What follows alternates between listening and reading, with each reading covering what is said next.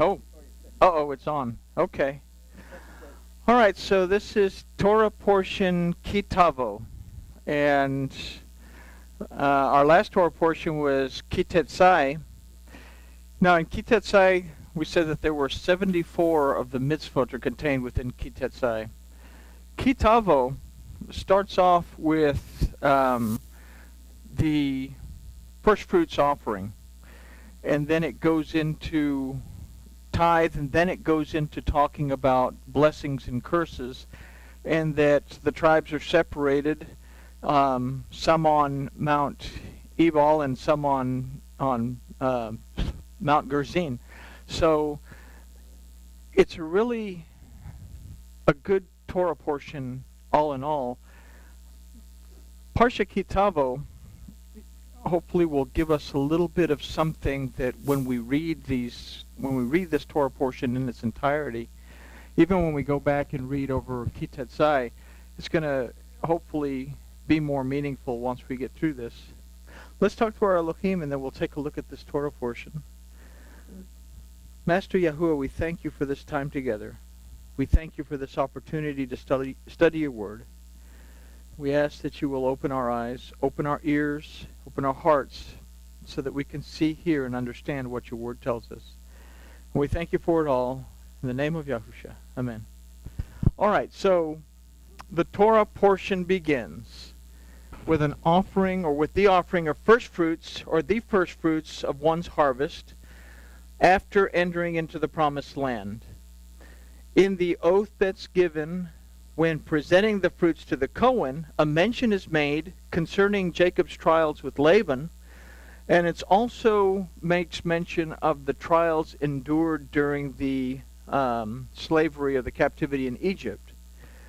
This is going to show us the Torah's influence in both of our mental states and our physical state, and what it is in our straying from our relationship with Yahweh Elohim.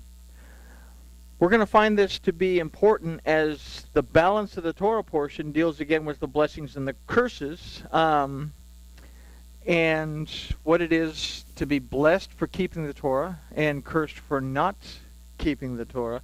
And it's more than simply keeping, what it is to be blessed for guarding, protecting.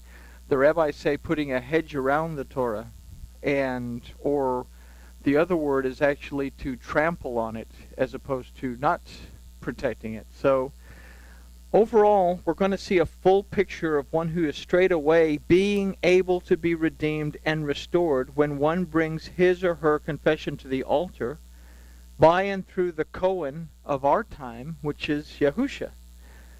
Now, this Torah portion in its entirety well illustrates the responsibility of what it is to be a new creation in Elohim. So we're going to start with verse 1 of chapter 26 of Devarim that says, now it doesn't say that. It says, "And it shall be, when you have come into the land which Yahuwah Elohecha gives you for an inheritance, and do possess it and dwell therein." So right off the bat, it's Elohecha. Again, this is a personal thing. It's talking directly to us. One-on-one kind of thing. So let's first consider that we begin by entering into a new land, which represents to us a new life. This is not just any land or life. This is the one that Yahuwah, and again, Elohecha, it's your personal Elohim, has given you as an inheritance. So let's consider the word for inheritance, which is Nachala, that also means an heirloom or an estate. So if we consider the importance of either one of these, we're going to consider that they require some care.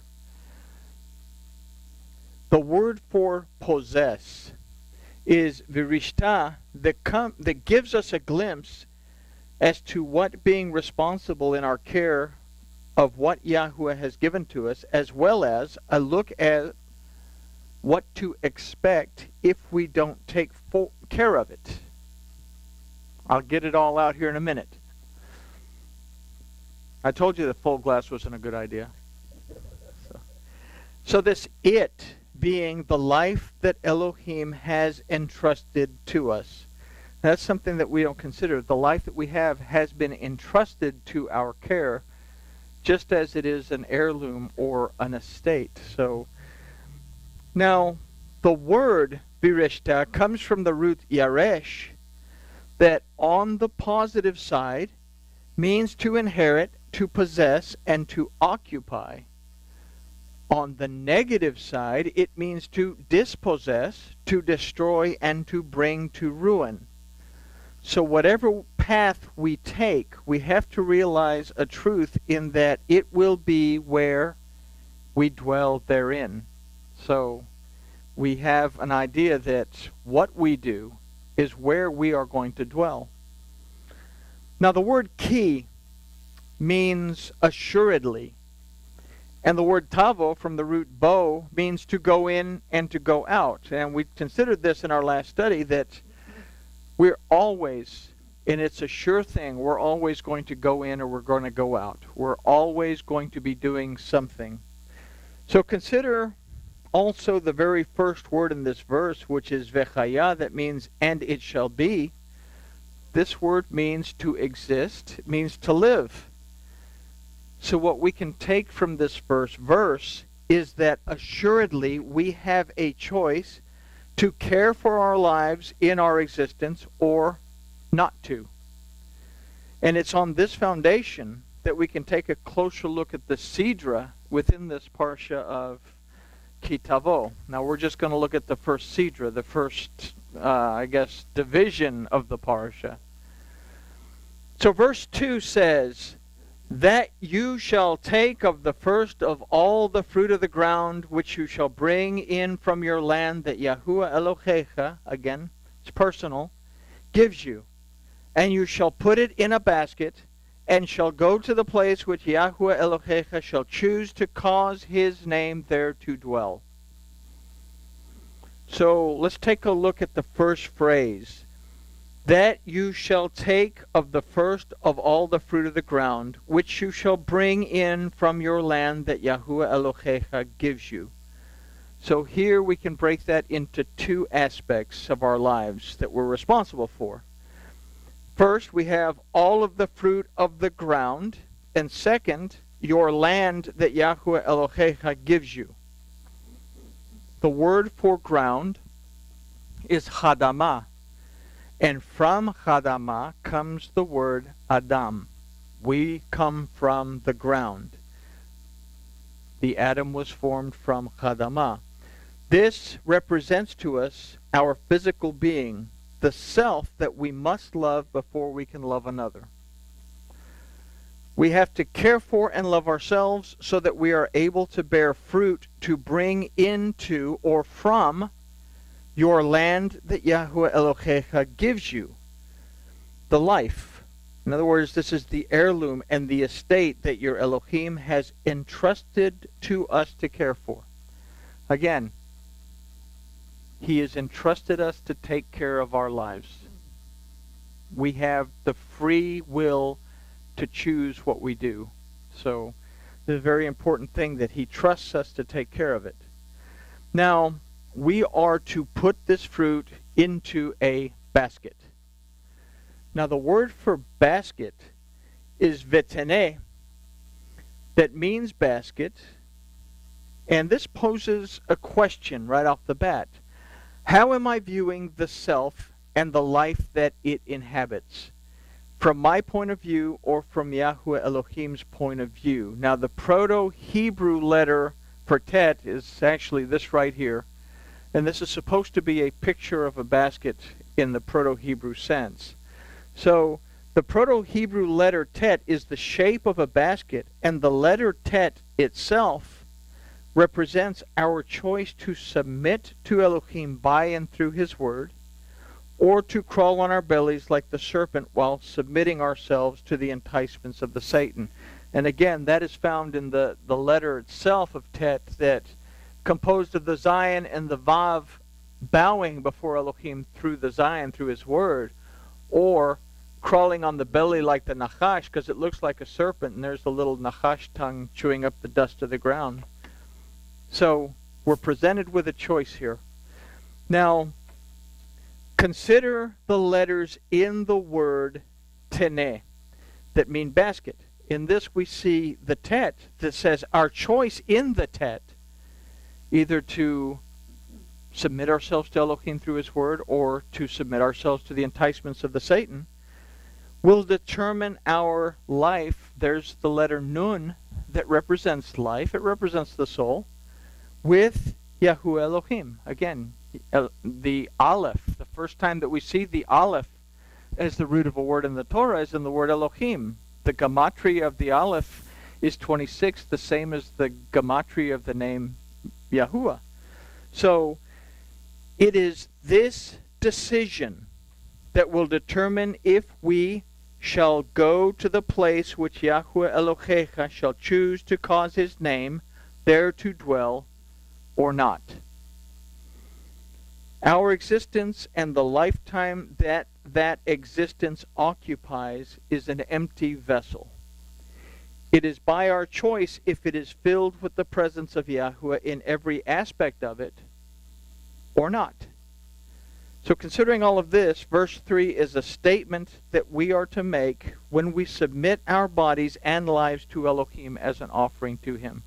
We're bringing the basket of the fruit of the ground from our land before the altar of Elohim at this point. Verse 3 says, "And you shall come to the Cohen that shall be in those days, and say to him, I profess this day to Yahuwah Elohecha, that I have come to the land which Yahuwah swore to our fathers to give us." And that's kind of an interesting statement to make to this Cohen. He says, you will go to the Cohen and you will say, I profess this day to Yahuwah Elohecha. I'm professing to Yahuwah your Elohim. Why wouldn't I say I'm professing to Yahuwah my Elohim? I'm professing to the Cohen's Elohim. So there have been many Cohens throughout time. The Cohen in our time is Yahusha. He's the Cohen Hagadol. It is because of and through him that we can state, I profess this day to Yahuwah Elohecha, that I have come to the land which Yahuwah swore to our fathers to give us. So, again, note, this declaration is being made to the Cohen's Elohim. If our Cohen is Yahusha, then his Elohim is also Yahuwah. Therefore, just as Yahusha was restored to life by the Father, we too are restored to a newness of life by the same Father. Yahuwah, our Elohim. And this is Romans 6:4. It goes more into detail. We enter into the promised land, which is our relationship with Yahuwah by and through Yahusha. This is not an end-time scenario kind of thing. This is something that can happen the very second that we choose to do so. Now, Yahusha was in the grave 3 days. The second day of the Feast of Unleavened Bread is the offering of the fruit before the altar. So he was the first to offer the fruit for the resurrection. And Yahusha was resurrected on the third day. We too can be resurrected, but we don't have to die physically to do it. Okay? We can come into the presence of the Father while we are alive. Now, there's a difference between being resurrected and raised from the dead. Okay? We have several instances in the Tanakh where someone was raised from the dead. We have several instances in Brit Hadashah where someone was raised from the dead. They were brought back to life in the physical realm.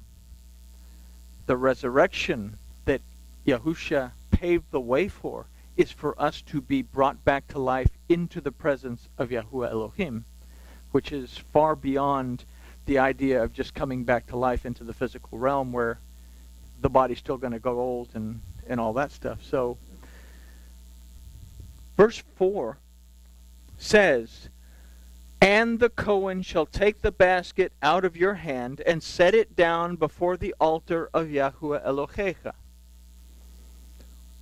When we have entered into a relationship where we recognize that Yahuwah Elohim is greater than we are, and we submit to his leadership and authority in our lives, we release our basket to Yahusha, who then brings it to the Father, our Elohim. Even though this act of relinquishing should be the easiest and most relieving thing for us to do, it's the most difficult for us to do as carnal beings, because that carnal side gets in the way. That pride part gets in the way. I'm not going to let anything go because I can do all things through me who strengthens me. We have to be able to let go. So the statement made in the next several verses is a testament to what we've just talked about, and it's a vow to remember to release ourselves and our lives to Yahuwah. And we do that by releasing our basket to our Cohen, who is Yahusha. We have to be able to release it. Verse 5, and you shall speak and say before Yahuwah Elohecha, a wandering Aramean was my father, and he went down into Egypt and sojourned there, few in number, and he became there a nation great, mighty, and populous. So the word for and you shall speak in this verse is ve'emorat. It comes from the root emor, that also means to speak from the heart. Could have used the word dabar, but for some reason it uses the word emor. Considering the content of the first part of the vow, we have to take into account that Elohim has said that the heart of the Adam is wicked. The first part of this verse is a confession before Elohim. The phrase, a wandering Aramean, or Aramean was my father, refers to Jacob. Now, Yaakov, as a name, means deceiver and supplanter. Now, there's really no word for wanderer in this verse. The word oved means to cause to stray. It means to go astray. It means to perish. It means to destroy. The word arami comes from the word aram, that means exalted. So an idea we can formulate is that we are examining ourselves before the altar of Yahuwah, our Elohim, and confessing our tendency to exalt ourselves, and as a result of it, go astray. Now, consider also that we are acknowledging to Elohim that we are aware of our heart's tendency towards wickedness. When we present our life's produce before Elohim, we're, in a sense, seeking his aid in keeping our hearts pure. Our hearts are wicked, but we are presenting this basket of fruit through Yahusha into the presence of Yahuwah Elohim, saying, I have a tendency to be prideful. I have a tendency to do this. I have a tendency to do that. Help me to change. It's a part of confession. This is done through our faith in what Yahusha accomplished at the Tav. So we are in effect saying, I go astray and I perish because of my pride. I repent of that and offer my life and everything in it for you to redeem, deliver, and restore it by and through your name. So if we do it through his name means existence in everything there is and at every time. So we are making a full confession of everything. We are laying our carnal side before Elohim at this point. So, presenting our basket to the Cohen, we do this through Yahusha. Jacob grew wealthy at Laban's expense. He intentionally manipulated the breeding of the flocks. Now, it wasn't all Jacob's fault, because Laban wasn't that great of a guy either, and he kept changing the contract and changing the rules. So it was a tick for tack. You do this to me, I'm going to do this back to you kind of thing. But in the end, Laban's words were reflected back at Jacob as both of these men repeated the same words to each other. Both of them accused each other, saying, "You're wealthy because of me," while neither one acknowledged that it was Yahweh who provides everything. So when we present our fruit before the altar, we have to ask, have I supplanted, have I replaced Yahweh's blessing with something else? Have I supplanted Yahweh's blessing and his authority by exalting myself to the point that I have gone astray from my Elohim?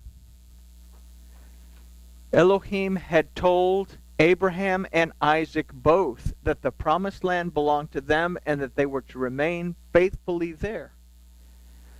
Jacob, who was also aware of this commandment, when famine came to Canaan, Jacob, at Joseph's request, left Canaan to reside in Egypt. So how many times have we failed to trust in Elohim's provision, and rather than stay where he has placed us, traveled into our own Egypt? So this is another consideration that we lay at the altar. We take